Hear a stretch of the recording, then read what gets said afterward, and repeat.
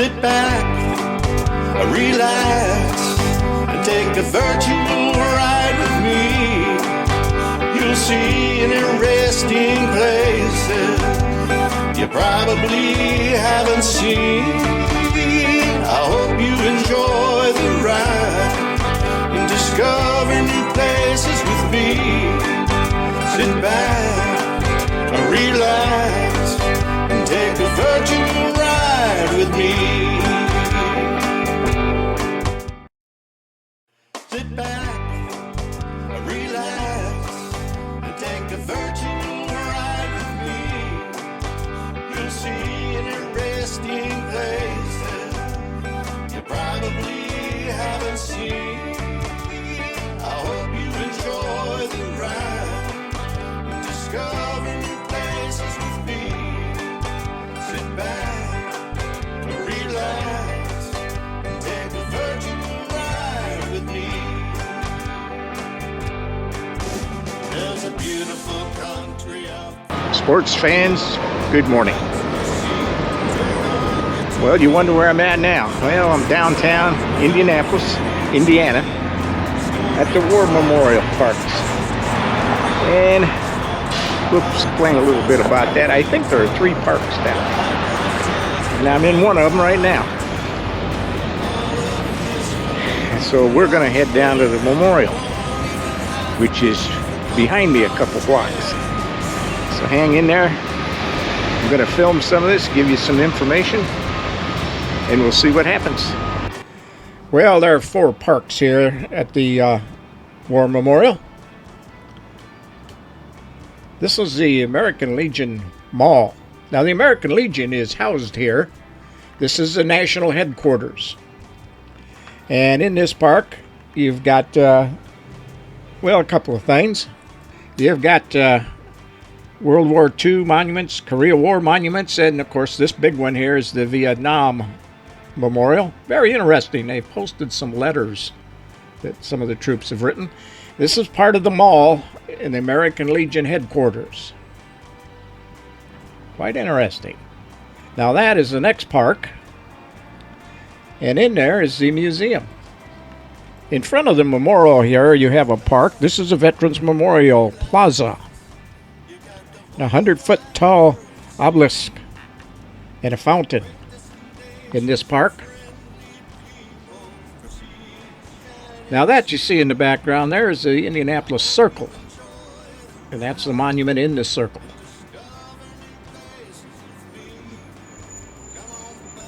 This park was completed in 1930.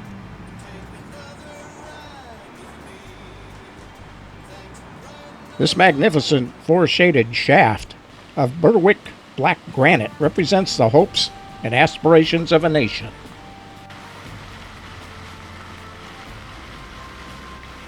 Really, really sharp.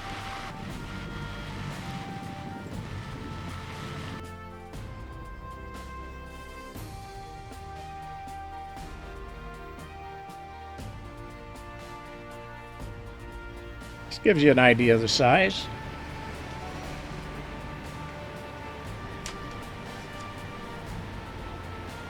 Now, this memorial was started after World War I. And it was estimated it was going to cost $1 million.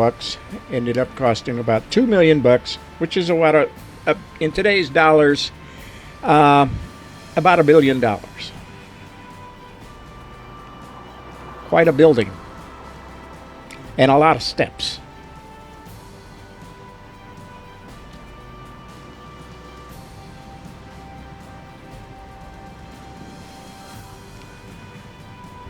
Nothing that was built in this or put in this building was done cheaply, as you can see here.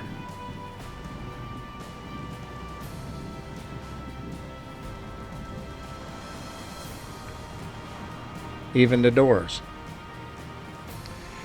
There's a look down to the north side of the mall, and this is inside the entryway.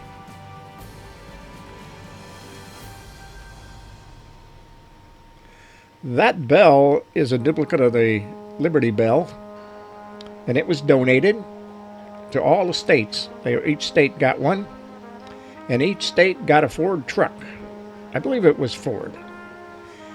And they were hauled around each state, and it was an effort to raise money, war bonds.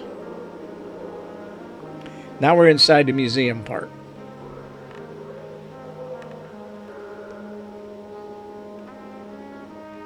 How about that for quilt work? Now, as you go through the museum, it goes through different wars that we've been in. It is a war museum after all.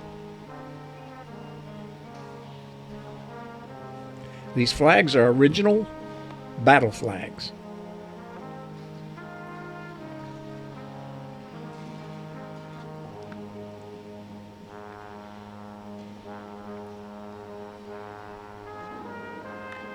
This is the Indiana 19th Regiment.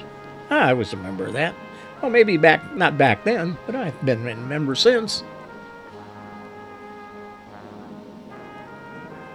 Guns on display.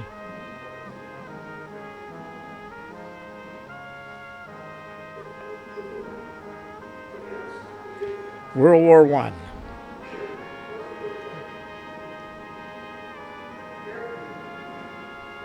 Weaponry on display.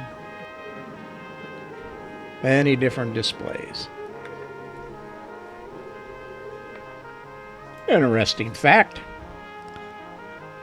In the Civil War, there were 200,000 Hoosiers that served.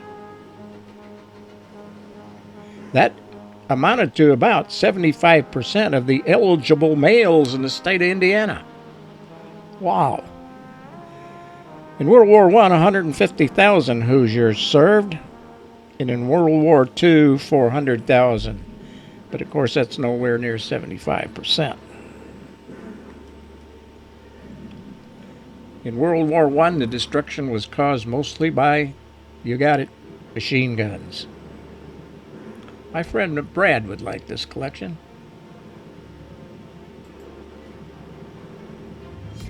This building is 210 feet high. Yeah. The Soldiers and Sailors Monument is 284 feet high. And this place here contains battle flags, over 400 battle flags. 300 are from the Civil War. If you know anything about that, every regiment and every group had a battle flag in the Civil War. This depicts World War I, trench life. Some more displays and weaponry. You ever heard the name Eli Lilly? Yeah. Pharmaceutical manufacturer in Indiana. Donated a lot to the state of Indiana. Well, Eli was a colonel in the Civil War from Indiana. One time there was a huge display to him, and they still have quite a collection from him. These statues are the same statues that are outside the building up at the top that we've seen earlier. Patriotism, liberty, victory, and so forth.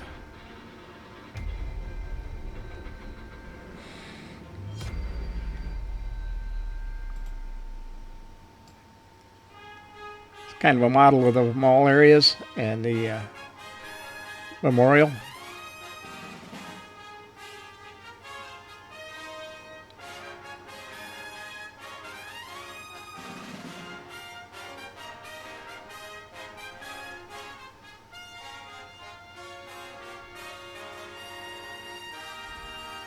I'll bet you can guess what this is.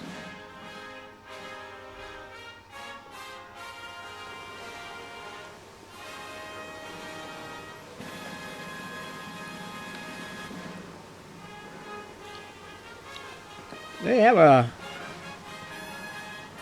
movie that plays here in the museum regarding this ship and its sinking. Not all destroyers made it either. If you haven't guessed, this is World War II.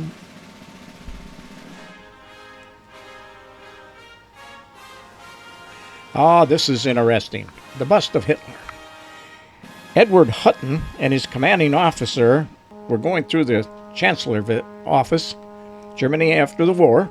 It was in rubble, but it was being controlled by the Soviets. But they were going through there looking for souvenirs and so forth, and they found this on the second floor, that bust of Hitler.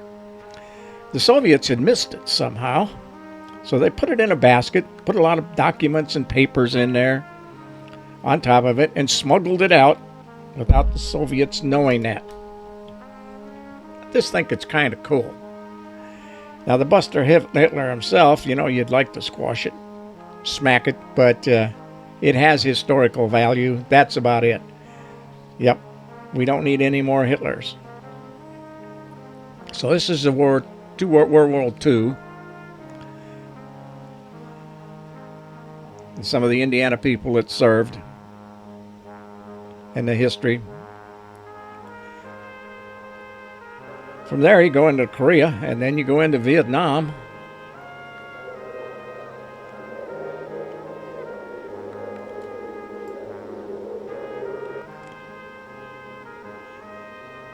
Again, some of the weaponry and some of the Indiana people it served.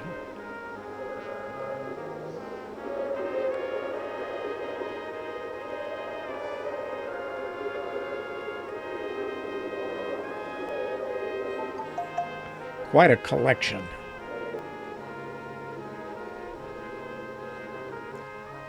Boy, had some hardware on his chest there.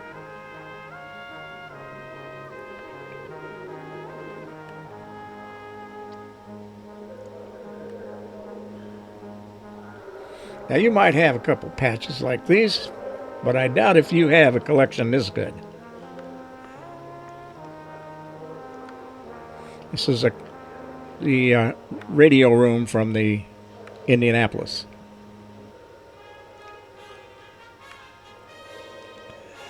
Transmission, huge. How about that? 12 cylinders. And this one, now that's a transmission. That's what's used in your tanks. And Mr. Hussein's chair.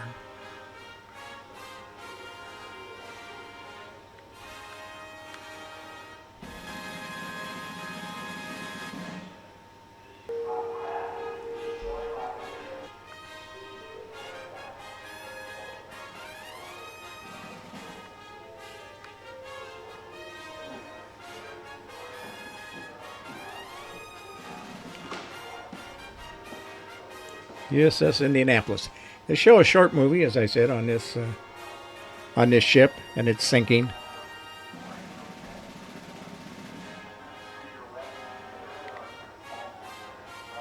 That was quite a tragedy.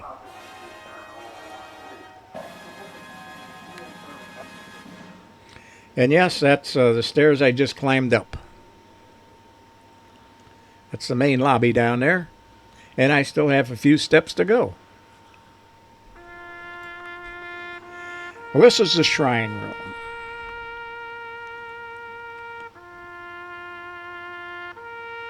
You can take 2 staircases up here. They're marble staircases to get up here. And on the way, you'll see a list of all veterans of World War I from Indiana. Over 135,000 individuals enlisted from Indiana during the Great War. Of those, over 3,000 made the ultimate sacrifice.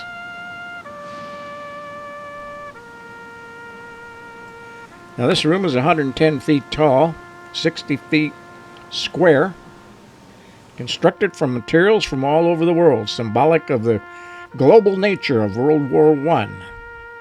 In the center of the room, raised on a stepped marble platform, is the altar of consecration. This altar commemorates the sacrifices made during World War I. Now, hanging above the shrine is a 30-foot tall garrison flag, the largest national flag used by the U.S. Army. Suspended over the flag is the Star of Destiny, made out of crystal This 8-pointed star represented 8 points of the compass, and symbolic provides a guiding light home for the troops. Moving out from the altar, you'll see 16 40-foot tall columns, each made from Vermont marble. Each corner of the room contains flags from nations who assisted the Allies during the war.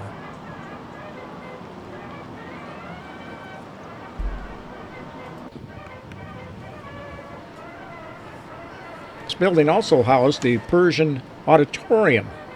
I couldn't go in there today because they were having a ceremony in there, military ceremony.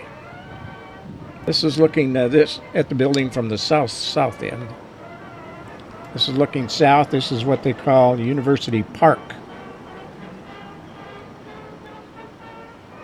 That bronze fish and children playing, frogs and so forth around the fountain.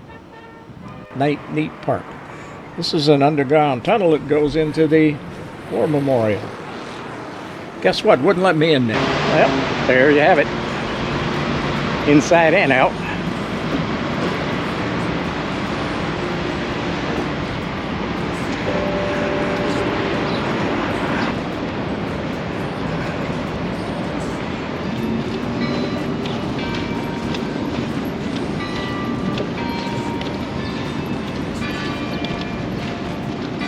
Well, I hope the GMC's still there. I paid, but I never got a receipt or a ticket. I don't know, paid about $12, I guess. Yeah. We'll see. Okay, we're going to head west out of town here. Well, we're not really going out of town, but we're going through Indiana University at Indianapolis, part of their campus. But we got something in mind down the road here. If you go west of town, you probably know what it is. Just ran a race there a month ago. Yeah, you guessed it. Indianapolis 500. Indianapolis Motor Speedway. Speedway, Indiana. Well, on this particular day, they got a nice museum. But guess what? It's closed for remodeling until April 2025. Yeah, I guess I'm not going there. Could have went in and walked around the track or went through a tour around the track, but I'd rather do both at the same time. So I'll have to come back sometime next year. It's a big place. This is a golf course. Yes, part of it's outside and part of it's inside. Yep, inside the middle of the racetrack.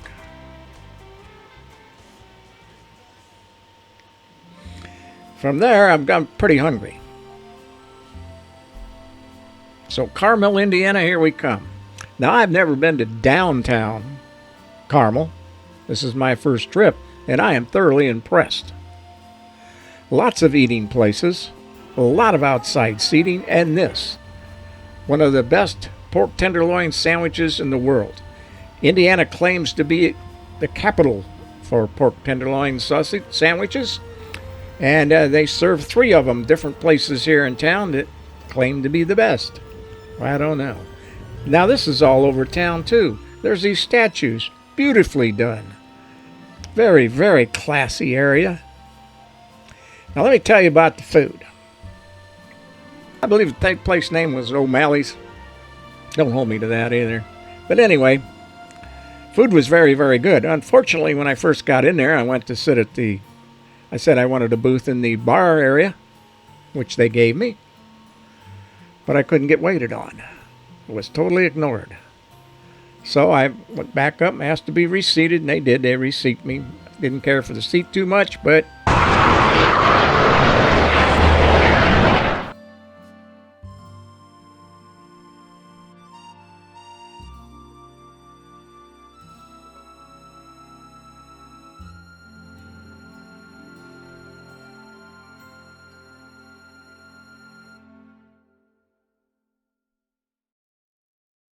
Sit back, relax,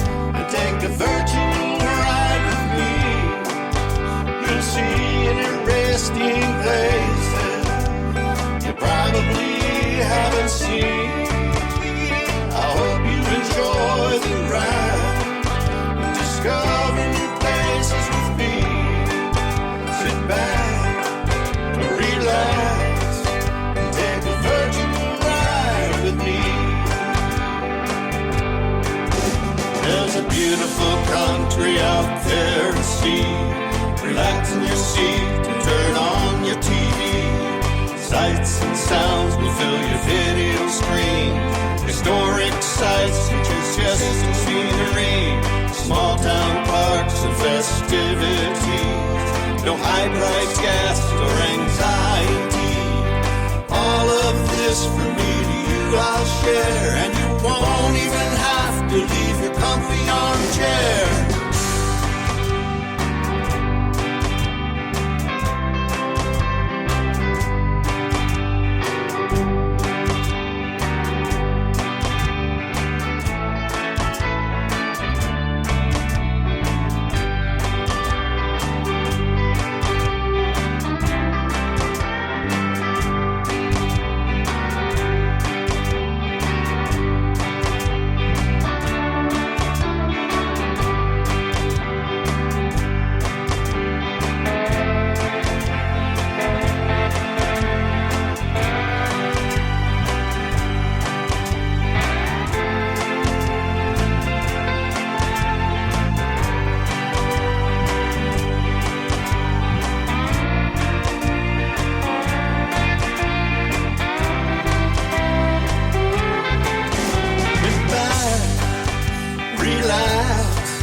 You got the whole wide world to see. Great destinations and friendly people. Proceed, shine and see. I hope you enjoy the ride and discover new places with me. Come on back and relax and take another ride.